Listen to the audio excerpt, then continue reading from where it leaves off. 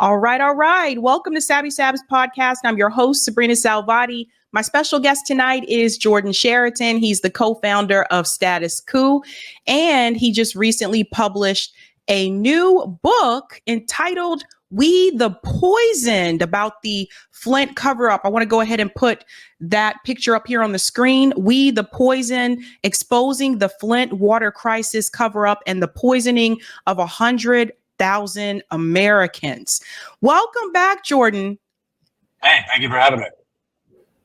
So I know it's been quite a bit, but I remember you were talking about that you were writing a book about Flint and you're working on that for quite a bit.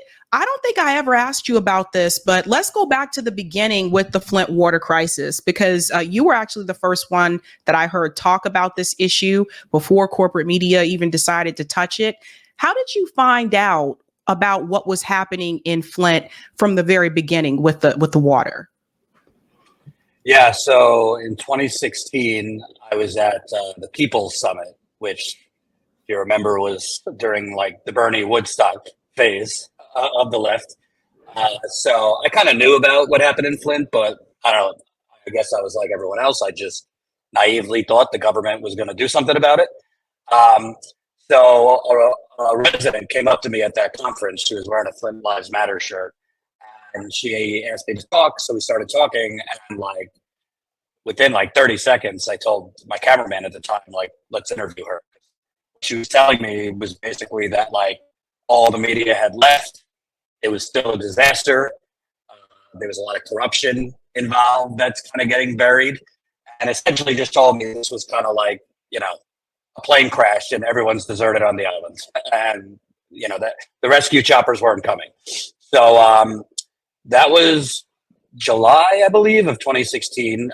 So I asked Jank, at the time I was at the Young Turks, so I asked Jank to send me there. To his credit, he did. So yeah, that was the first time I went, summer of 2016. And that was kind of like after Rachel Maddow had done her little town hall and after the media went there for 5 minutes. And like from that first trip, it just kind of radicalized me, you know, journalistically, because it was just very apparent from the beginning that this was, I mean, crisis is just an understatement. I mean, this was like an epic disaster that like is still a disaster. That's the part that the media has really hid from people. This is not fixed. This is not in the past. It's still 10 years later, a disaster. So that's how I first learned about it. I went over the summer and I just kept going back year after year. I've been there over 20 times. And it's kind of just become, you know, obviously there's a lot of places with water problems. I wish I could cover them all, but for me, it just became, you know, I, in good conscience, could not stop covering it when I knew that, you know, people are still getting contaminated water. People are dying. I mean, cancer's surging. This is a massive cover up. I mean, I think this makes Watergate look like child's play. So yeah, that's kind of the origin. Yeah, and it usually happens to certain communities. And I think what was interesting about this particular situation is, if I understand correctly, the politicians or the local politicians in Flint, Michigan were not fully held accountable. And nobody's been held accountable. That's the thing that really bothers me. I mean, I'm sure you're getting it, your viewers, all these fundraising emails ranting about democracy is on the line in the election, which would presume we actually have one, which we don't. But this is actually like a prime example of like an actual instance where democracy was removed. But you don't hear Democrats screaming about it. Republicans don't care. So basically, if your viewers don't know, Flint in 2011, so we're going back, the Republican governor came in and he just declared a financial emergency. It was a very controversial law. And he inserted unelected emergency managers. So they were kind of just like czars. And they took over power in Flint from the mayor, from the city council. So voters' actual votes, not that those politicians were doing the right thing anyway, but voters' votes were canceled. And unelected czars were put in place. And their first order of business was basically this scam, this scheme to privatize the water system. So no one has been held accountable, not local politicians, not state politicians in Michigan, not Wall Street banks, who I could explain at some point were involved with this fraudulent scam, not federal officials. The EPA knew that the residents were drinking poison, didn't step in. So it's basically federal level, state, city, county. There's private foundations that were involved in this, and Wall Street banks. So that's why, to me, I don't really know of a situation that has all levels of government and Wall Street all in a dark cabal to privatize the water system. Then they screw it up and poison the community, and then they cover it up, and no one is held accountable. I mean, Watergate did not kill anyone. It was a bunch of knuckleheads that broke into an office. This is killing. I don't believe there's even a way of knowing how many people have died from this, because there was no health registry for many years. And I mean, people are dying of cancers, liver failure, kidney failure, all sorts of things, and it's not attributed to the Flint water. Yeah. And this is what I was trying to tell people before. Like, you don't see something like this happen in like Beverly Hills, right? Like it happens to poor, low income communities, typically low income communities of color. Also, like you can talk about Appalachia as well. It tends to happen like in those communities because I feel like the politicians just feel like those people are disposable anyway. And we've talked before about pipelines and how they ruin these communities. You said that some of the residents have been sick from drinking the water. You mentioned cancer. And then that brings me to like East Palestine, Ohio, because there have been a number of reports from residents there who still say they're experiencing symptoms, that they're sick because of the pollution from the train derailment there in East Palestine, Ohio. And it's like the government just turns a blind eye to this. I think it took Joe Biden a year to come to East Palestine, Ohio, to talk to the residents there. These communities, they're just forgotten about. It's like people just don't care. And I'm wondering, since people in Flint have developed like disease because of the water, do they have like some type of claim that they can pursue, like some type of class action claim or whatever? Can they sue the city? Yeah. So first, I want people to understand, because I think when people hear Flint, they feel, oh, it's terrible that's still going on, but they think it's just like Flint. I have stayed on this because this is much bigger than Flint. Like, they are using the playbook that they use to get away with poisoning Flint and covering it up. They're using the same exact playbook as we speak in East Palestine, Ohio. They're using it in Kalamazoo, Michigan, another story I'm covering. They're using it, I mean, I could name 20 communities off the top of my head where it's the same exact playbook. And East Palestine, for example, a lot of people think it was just the derailment is what poisoned people and what made people sick, including me. I got sick in April going there. It's a chemical petri dish still to this day. But the EPA is doing what they did in Flint. They're doing bullshit testing. They're cherry picking the data. In some cases, they're manipulating the data. And they're saying, all clear. And they're not even looking for all of the contaminants that residents were exposed to. It's the same exact thing they did in Flint. And they rely on media who are just going to lazily regurgitate what the EPA or what the state environmental departments tell them. But in East Palestine, and that's why I say whether it's Flint, whether it's East Palestine, people on the left like to debate whether it's race, whether it's class. It's both. In Flint, that was a majority Black community. East Palestine is a majority white community, but they're both poor. East Palestine residents, like I have been staying on this. There are men getting double breast cancer, very rare. There are women having serious issues. Reproductive, menstrual cycles. There are residents having strokes. There are residents having seizures. There are residents peeing blood. There are residents pooping blood. There are residents with full body tingling, not just directly after, today, 19 months later. And that is because they literally detonated 5 cars of some of the most toxic chemicals like on Earth. And those chemicals come through the combustion, created a whole series of others. I've been talking to a toxicologist. Through his analysis, he's been a toxicologist for over 50 years. He found 120 chemicals linked to cancer that were created by this explosion. And it didn't just go over Ohio or Pennsylvania. His analysis found that this spread to 8 states. So whether it's Flint, whether it's East Palestine, and I don't even like saying East Palestine because they're ground zero, but this is really like the entire 8 states. I mean, it's not just the East Palestine derailment. And I could just tell you, I mean, I knock on wood, I don't really suffer from headaches. I went there in April. It was the first time I've been there. My colleague had done most of the reporting for us on the ground. I walked into a resident's home. Immediately, I had a splitting headache. Then I asked the resident to turn off the air purifier and the fan because it was being picked up when I was interviewing her. The audio was. As soon as she turned it off, my headache went from like a splitting headache to like delirious. Like I'm talking like loopy. And they told me that's what they experience every day. And meanwhile, you have the EPA saying everything's fine here. You have theoretically, I mean, J.D. Vance is a senator from Ohio, Sherrod Brown. I mean, this is bipartisan. It's both parties. And they basically just kind of, say they're trying to do more regulation on railroads. But meanwhile, cities, whether it's poor black, poor white, they're being made to be sacrifice zones. And there's a lot of, it's not just, when people think about these things, they think about the original incident. Flint, they switched the water. Or East Palestine, they blew up the cars with the chemicals.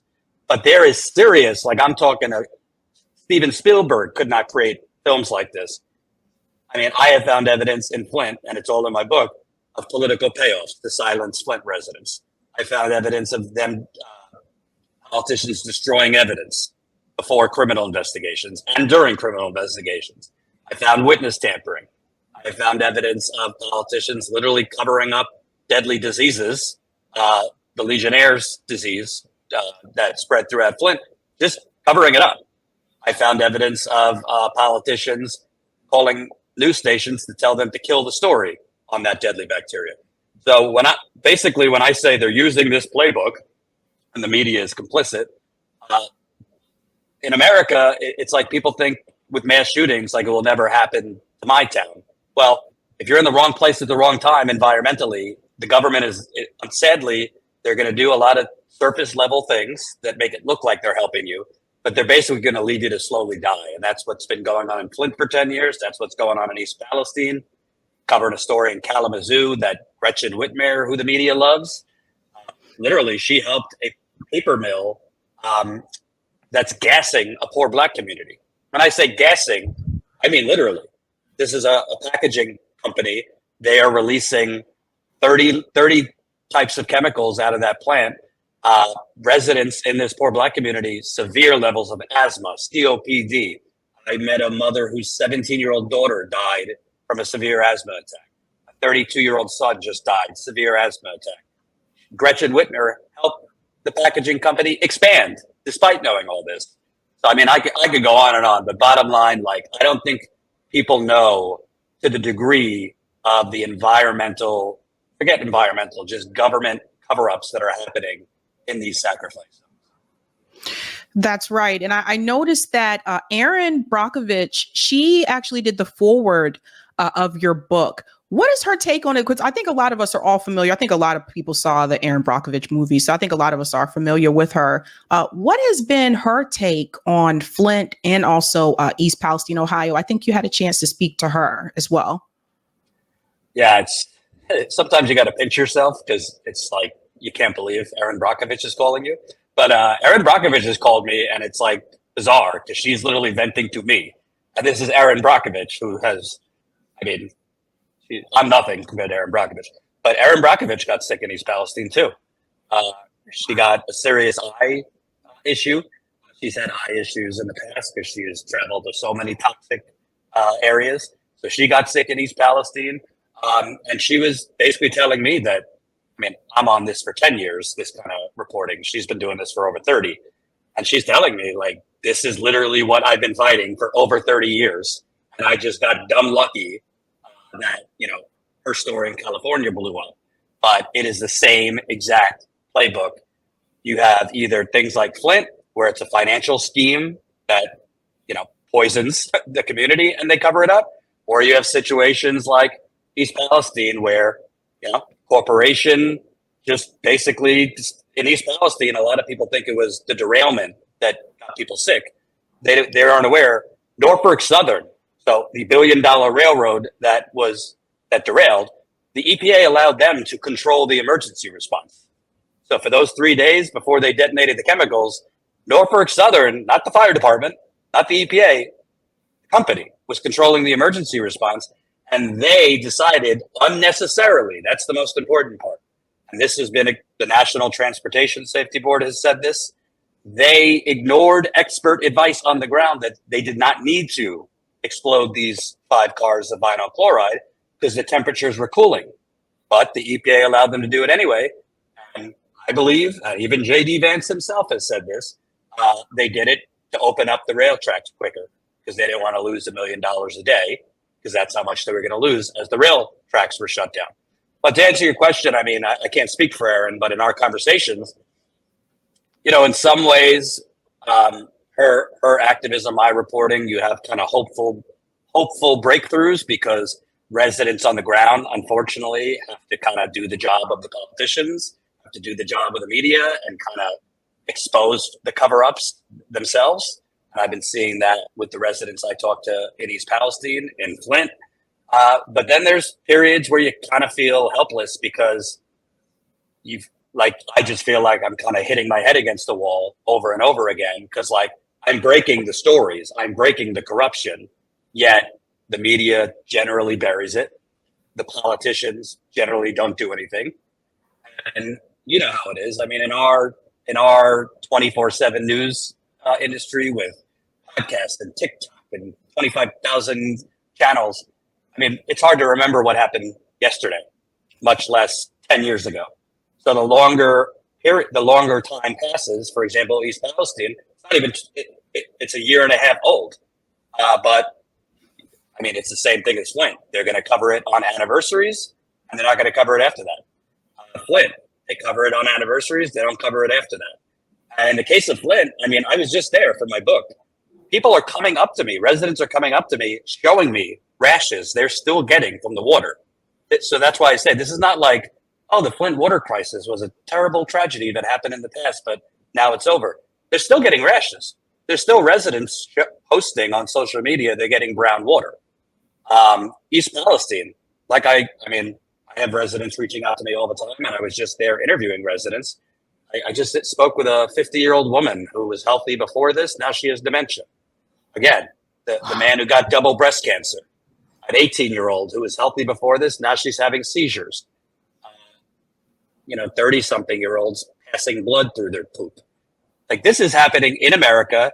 And meanwhile, we're talking about democracy being on the line. I mean, how could you say you have a democracy if people are being harmed by the government?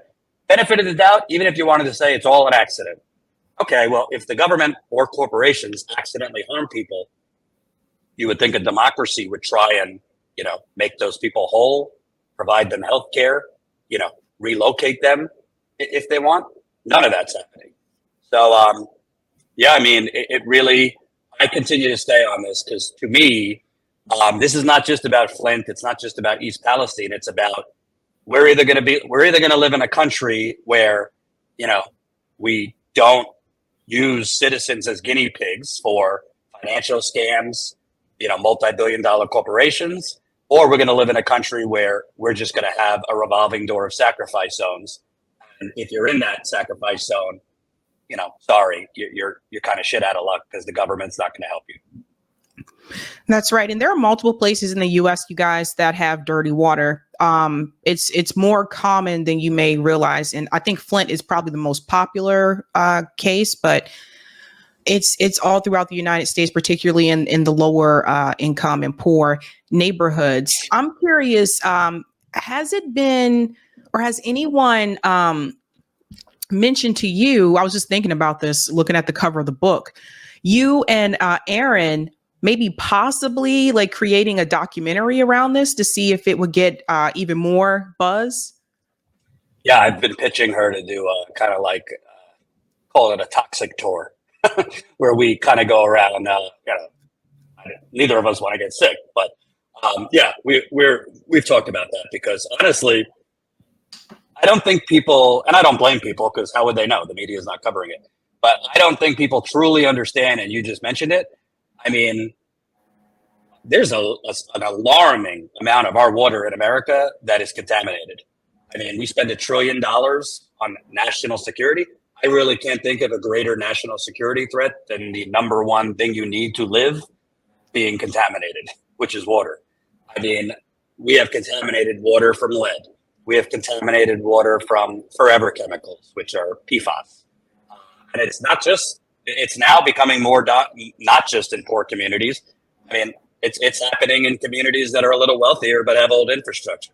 We have contaminated water because we didn't have an EPA till 1970. And there was pretty much no regulations. And even though we have regulations, the EPA is not enforcing them. So in Flint's case, General Motors dumped their shit in the Flint River for 100 years. So did DuPont, so did Dow Chemical. And the politicians said, oh, we'll just use the Flint River because who cares, right? It's just Flint. They're poor. I mean, we could go down the list. I'm sure Boston area, Massachusetts has dumping grounds. The entire deindustrialized Midwest, you have corporations that have dumped their waste in waterways, and people, it's either your direct waterway or the waterways they're dumping their waste into is then flowing down into other waterways that you get your water from. So, I don't want to scare people, but a lot of people wonder, how did I get cancer? I didn't have anyone could really get cancer, but I didn't have family history of XYZ type of cancer. I lived a healthy life and all of a sudden I got cancer. A lot of it comes from contaminated water. It's not going to kill you or give you cancer the minute you drink it. It happens over time. Same thing with miscarriages. I mean, a couple of years ago, I went down to North Carolina because they found these PFAS, which are those forever chemicals.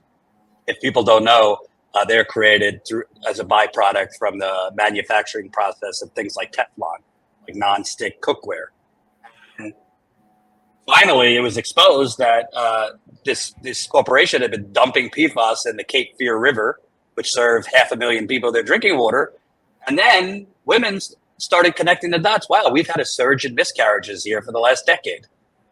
So this kind of stuff is happening all the time.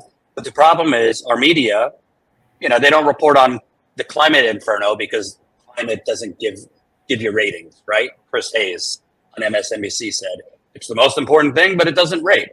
Well, they don't report on water either, which to me is pretty damn important because to them, it doesn't rate. But the problem is it would rate if you actually told them it's not just, oh, the water's contaminated. There's corruption involved with it.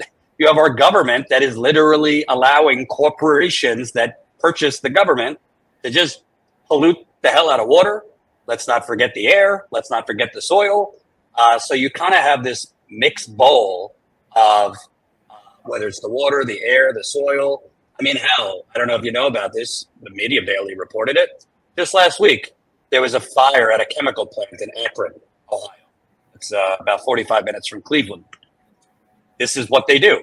There was a chemical fire. That thing was burning for days. The EPA declared it safe for residents to go home 5 hours after. It wasn't safe. Residents were messaging me and others saying they're having symptoms days after the EPA declared it was safe. So this kind of stuff is happening all the time, and it gets very little media attention. I'm not gonna lie, it's not as sexy as like the YouTube food fight or whoever's fighting with who and drama and all that. But I think it's pretty damn important. And if people read the book on Flint, I hope what people get out of it, my book is, yes, it's about Flint and it's about water, but it actually exposes, based on my reporting, the biggest government cover-up of the 21st century. I think it makes Watergate look like child's play because nobody died from Watergate. I believe Flint, when it's all said and done, you're going to have, thousands and thousands and thousands of people who have died from this in Flint because heavy metal poisoning, the full damage does not happen right away. It gets worse and it manifests over years. And it wasn't just lead. There was bacteria in that water, E. coli, Legionnaire's disease, which is deadly, PFAS. And I can't tell you how many residents that I've become friends with in Flint over my reporting who have died.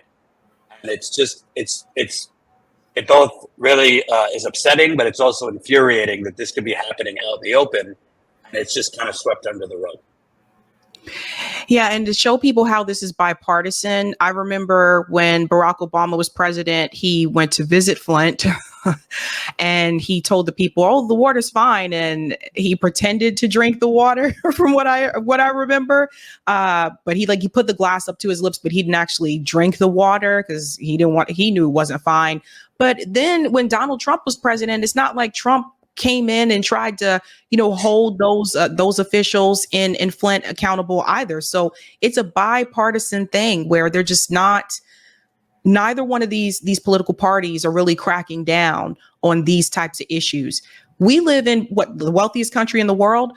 We should have clean drinking water. Like, this doesn't make any sense to me, but it's another one of those things that I feel our government overlooks. And then when I look at someone like JD Vance, it's really surprising to me that I haven't seen anyone yet. And if you have, let me know. I haven't seen anyone bring up Flint or in particular East Palestine. I haven't seen anyone bring that up to him when they interview him. It's his state. Yep. You would think, right? But that's why I say the media is part of the problem, because the media has an attention span of a gnat. After a mass shooting, they'll cover it for 2 days. Done. After a community, trains blow up over a community, done. And just to drill it home to your audience why this is bipartisan. So in the case of Flint, why I say this is an ongoing cover-up. So, people know that the origin of Flint, it was a Republican governor, yada, yada, yada. But residents in Flint were overjoyed in 2018 because they were voting for Governor Gretchen Whitmer. The Republican administration, poisoned them and then covered it up. So they were hopeful because Gretchen Whitmer ran on delivering justice for Flint. She ran on, I'm going to reopen the water stations that the Republican governor had shut down. Those are the free water stations at churches and et cetera that residents depended on. She didn't reopen the water station. She's been in office for 6 years. She delivered a state park to Flint, nothing else. And then there's the Attorney General of Michigan, a Democrat, who is beloved on MSNBC. She just spoke at the DNC. She happens to be gay and, was screaming about Trump could take my wedding ring over my, dead body. That's great. More power to you. She literally sabotaged the criminal investigation. The Democratic Attorney General sabotaged the criminal investigation. So when people ask, how is nobody in prison after 10 years? The Democratic Attorney General came in. She fired the prosecutors that had been building the case for 3 years. Based on my reporting, they were building a case against the former governor for involuntary manslaughter, which would have been historic. In American history, no governor has been charged with it. They were building a massive financial case, a RICO case. So RICO was created in the 1970s to go after organized crime. They were close to charging that. She comes in, she fired all of them. You'll see in my book, I believe, for petty political reasons. She put in completely amateur hour prosecutors that just so happened to have donated to her campaign for Attorney General. She dropped charges against 8 state and city officials for the reasons don't make sense. And lawyers I've spoken to told me it doesn't make sense. Then she recharged them with lesser crimes. And then the state of Michigan Supreme Court, in a 6-0 decision, so like conservative judges, liberal judges, they threw out her charges. And now today, present day, 10 years later.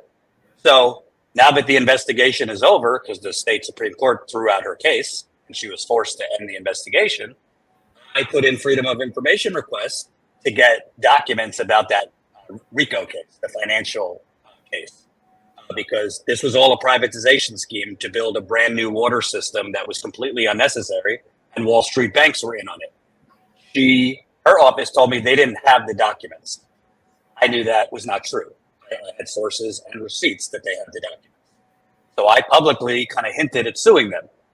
Suddenly they saw Jesus and said, well, look for the documents again. They found the documents, but told me they can't give them to me. So they have documents outlining a massive financial fraud that was the original spark that poisoned 100,000 people. And she's not giving them to me, I believe, A, because it would expose Wall Street banks that were involved with this, and Wall Street banks purchased the Democrats and the Republicans. B, because if this was exposed, the state of Michigan could actually go bankrupt. I don't want to get too in the weeds, but the state of Michigan's Attorney General office actually signed off on that financial deal. So if it went forward in criminal court, bondholders could sue the state of Michigan. So essentially, you have the Republicans poison them, and the Democrats who promised justice are helping cover the whole thing up. So you tell me. I mean, I know a lot of people have, their blue hat or their red hat on. Well, isn't the only color that matters here green? Because the Republicans poison them, the Democrats are helping the Republicans just bury the whole thing. And who suffers? The people of Flint. And to answer your other question, there was a massive civil case on behalf of the Flint residents. They were awarded $600 million, which might sound like a lot on surface, but cut off $200 million off the top for lawyers. So it's only $400 million. And when you really break it down, residents might get per household like enough to get a used car. They're not getting Medicare for all. They're not getting lifetime free testing because they need to be tested for lead and other things throughout their life.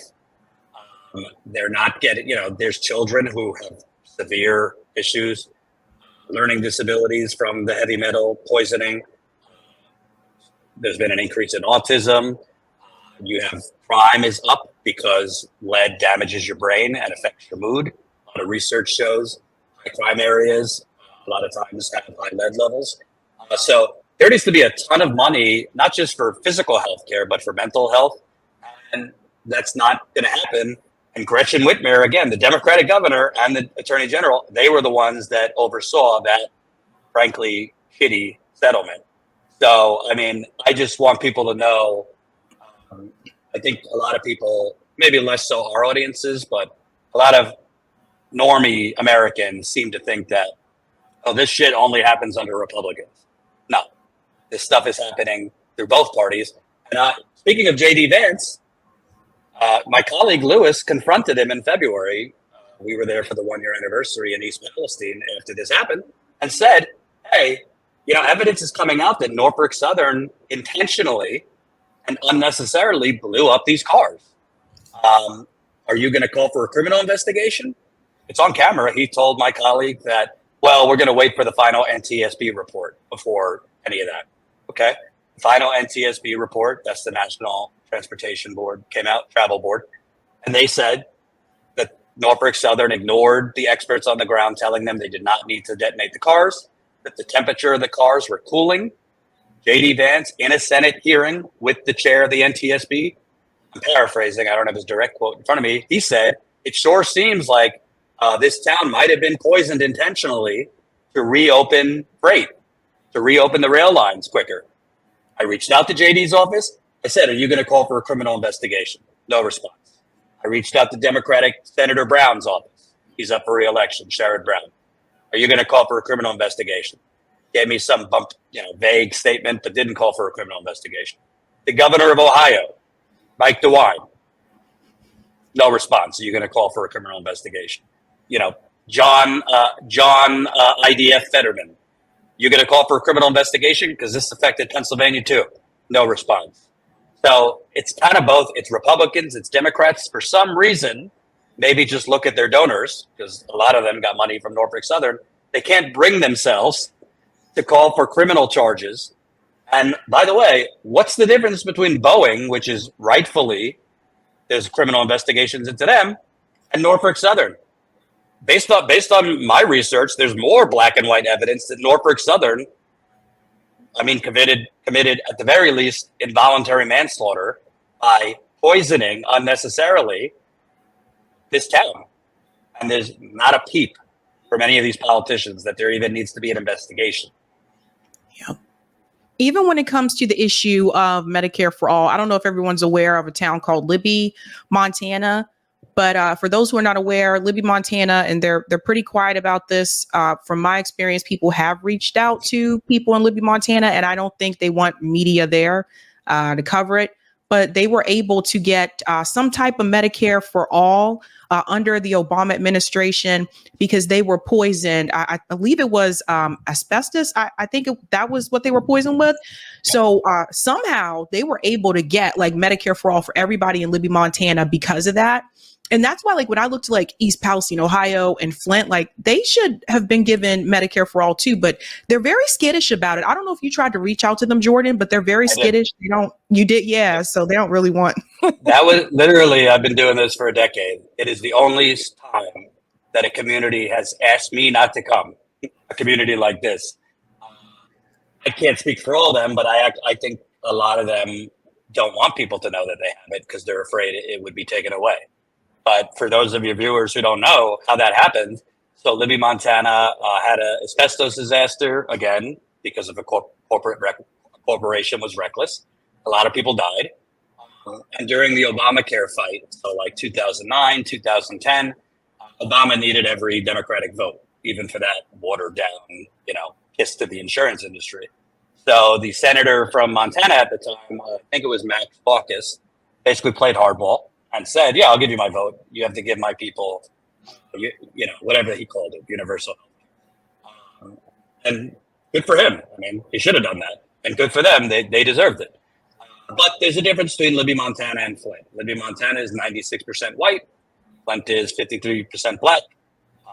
It's not, it's not necessarily like a super wealthy town, but it's not like as impoverished as Flint. East Palestine, pretty conservative. I think voted for Trump by 70%, but very poor. So why is it that Libby, Montana got this? Again, they should have gotten it, but Flint didn't get it. East Palestine didn't get it.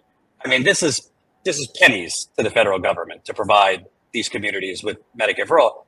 And in my view, based on just travel in the country and seeing all this, I don't think the government wants to set up the precedent that they can actually help people. I know that sounds simplistic, but I don't think they want to start providing free healthcare, free services to different communities because like you said, there's a lot of communities with water problems or air problems or soil problems. So if we're going to start giving it to Flint and we're going to give it to East Palestine, and maybe we're going to give it to Kalamazoo, which I described what's going on there, then we're kind of creating a precedent here that we're going to provide healthcare and other services when communities are, have these disasters. Well, they provide, the government rebuilds when there's a hurricane in a community. They rebuild when there's a tornado. But apparently, if it's water, air, or soil, there's all this bureaucracy and red tape and, well, we can't do it because of the law. But at the end of the day, I mean, I would just tell your viewers, if you're not there, you don't see it, it's hard to describe. But I mean, being in Flint 10 years later or being in East Palestine like I was a few months ago, it's kind of just like living in an alternate reality. What I mean by that is just like East Palestine right now is a disaster. It's not some residents who are sick. And to be clear, it's not just East Palestine. I mean, I was there a couple of weeks ago on the way back from Flint for my book. I went to East Palestine and I did like a mini town hall. I interviewed people in Pennsylvania. And I was meeting people that are very, very sick because that plume went east over Pennsylvania. And there's a resident there. She's 35 and she completely lost her hair. And she lives 7 miles from where the derailment was. And she knows other women who are losing their hair completely. And they're being diagnosed with alopecia. Well, I mean, it could happen. Ayanna Pressley, for example, has alopecia, but 30-somethings don't just lose their hair out of nowhere. So people should know, like the media is very successful in pushing a narrative that, or just regurgitating what the government says, that, there's these things are being cleaned up. And the corporation Norfolk Southern spends millions of dollars in PR, putting out like we're making it right. And they have pictures with them funding Easter egg hunts with kids in East Palestine and doing barbecues and putting $20 million into a state park. And the media reports that. In the case of Flint, the media just reports EPA numbers that say lead levels are back to, very low levels. Well, it's all just lazy regurgitation or propaganda for corporations. Meanwhile, if you actually go to these places, you'll learn very quickly the residents are still sick. Like I said, Flint, people are getting brown water to this day. It's not to the degree it was back then in 2016, but it's still, in a lot of parts of Flint, they get brown water. I've been in homes like 3 weeks ago that the water stinks. Residents still lose their hair in the shower in some parts of town. Rashes. I mean, little Miss Flint, she became famous. She was like a little girl when this happened. She just came to my book thing. She's showing me photos on her phone of brown water from like 2 weeks ago. So what are we doing here in America when we're hyperventilating about democracy, but we're just, basically sweeping under the rug that whole communities are being poisoned? I mean, if I poisoned you, I'd be going to prison and they'd lock me up for the rest of my life. If you poison your neighbor, that's what's going to happen. But if the government does it or corporations do it, we kind of have just created this normalization and kind of sweep it under the rug. That's so true. Well, Jordan, one more thing for you. I know like you're heavily on the ground. So Status Quo, for those not aware, Status Quo does a lot of on the ground coverage. And I know recently you covered the protest that was outside of the Kamala and Trump debate. And I saw a little bit of that before the debate started. I think I've been fortunate in the fact that none of the protests in Boston have had a large police presence. I mean, there've been cops there, but they were not overbearing compared to what I've seen from some of the other cities. So when I went on the ground in Boston, we really did not have that type of presence. However, I've seen some of the protests that you guys have covered at Status Quo have definitely had a heavy police presence. And I've seen videos before where Tina was knocked to the ground by a police officer. And I'm curious to hear from you, what was it like recently outside of the debate? And do you feel that covering these types of events, those protests on the ground, do you feel like it's becoming more unsafe? Yeah, well, first of all, I just want to be clear, for these protests, it's been my cameraman, John. He's covered at this point, probably like 80 of these ceasefire protests. He started pretty much right after October 7th. They started in New York City. He's covered New York City, DC, Chicago. Tina's done a few in LA, and John particularly has been incredible. I mean, honestly, it looks like, militarized police is like an understatement. The cops have been out of control. He captured Chicago. They were tasing pro-Palestinian protesters who had no weapons, weren't doing anything, weren't violent. He's captured cops just literally punching protesters in the face. He's captured cops ripping female protesters' hijabs off their head. Sorry if I'm mispronouncing. Literally yanking Arab people, like yanking them and their tafiyas off. The New York City, it's not a surprise because New York City police is the biggest gang in the world. But just also the campus protesters. He's captured horrific footage of cops beating on, kids, like college students. And then the media runs with this bullshit, the anti-Semitic protests, when, I can't put a percentage on it, but I would say it's safe to say like 30-40% of the protests are Jewish people out there. He was covering the protests at Columbia where it was Jewish students and Arab students like sitting down, having a Passover Seder. I don't really know how that could be anti-Semitic. So I think what his coverage in Chicago showed, when you want to talk about an alternate reality, like that was an alternate reality. You had that, cheerleading and pom-poms and good vibes all around inside the DNC. But outside, they were literally cracking skulls in Chicago. And that's why, to me, this is more important than who wins the election. There's a genocide going on, in my view.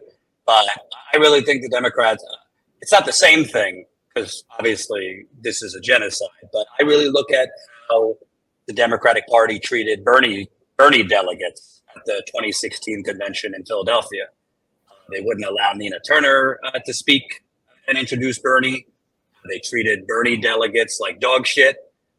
I don't think that's the reason Hillary Clinton lost, but I do think, they kind of just took advantage. These people, they'll come home in November. They'll vote for us. I think they seem to think that either a lot of these, Arab Americans in Dearborn are going to just grin and bear it and vote for her, or a lot of these young people who are out there, and it's not just young people. I mean, there's older people at these protests too, are going to, see the light because Trump is worse on this. But I think if she loses, I know a lot of people think she can't based on the debate, but I remind people Hillary Clinton had defeated Trump in most of the debates too. She lost. So bottom line, I mean, these protests are horrific. The cops, particularly in New York, DC has been pretty bad too. Tina, I mean, in LA, not just on these protests, but so many protests. Tina's been roughed up by cops there. So I think, and based on the protests I've covered, it's definitely not so safe anymore. I would say dating back to even the Ferguson protests over a decade ago, the cops were attacking journalists and protesters there. And that's another thing that's kind of been normalized in America. Just journalists are arrested, journalists are beat up, protesters are beat up, and now they're basically trying to criminalize protesters. I mean, look at Cop City in Atlanta. They've charged like dozens of protesters with domestic terrorism. I mean, that is dystopian. You want to talk about fascism? That's fascism. So, I would say, listen, as independent journalists, I'm not going to say we have it as bad as, third world countries where you could get killed. But at this point, I don't feel safe protesting. And John, when I get on the phone with my cameraman after these protests, because he's been covering these solo, you could tell it mentally wears on you when you're just trying to do your job and show what's going on. But the cops are harassing you. The cops have pushed my cameraman, and also seeing the brutality of what they're doing to protesters. We describe ourselves as America, freedom. Kamala Harris is pushing, this message of freedom. Well, I don't know how free it is if when you're just trying to protest peacefully, the cops are either going to, beat you, falsely arrest you. It's really getting ugly. I hear you. I totally hear you. Well, everyone, again, Jordan's book is called We the Poison, exposing the Flint water crisis cover up and the poisoning of 100,000 Americans. Where can people get the book, Jordan? Yeah, you could order it on Amazon, Barnes & Noble. It's in a lot of physical bookstores too, but most people have been ordering it online. If it's not at your bookstore, the audio version, I'm excited, is coming out at the end of the month. So if you listen to books rather than read it, that'll be out September 27th, I think, on Audible and a lot of the audio platforms. So right now, you could order it on Amazon, Barnes & Noble, bookshop.org, which is more independent, or, go to your... I've kind of been, hit or miss. Some people go to their bookstore and it's there. Some people it's not. But you can definitely get it online. Awesome. Jordan, thank you so much for coming on. Thank you for having me. I really appreciate it. Bye. All right, guys, definitely check that out when you get a chance. Again, that's one of those stories that I do feel like corporate media no longer discusses. They just pretend like everything in Flint is fine, right? Typical of corporate media.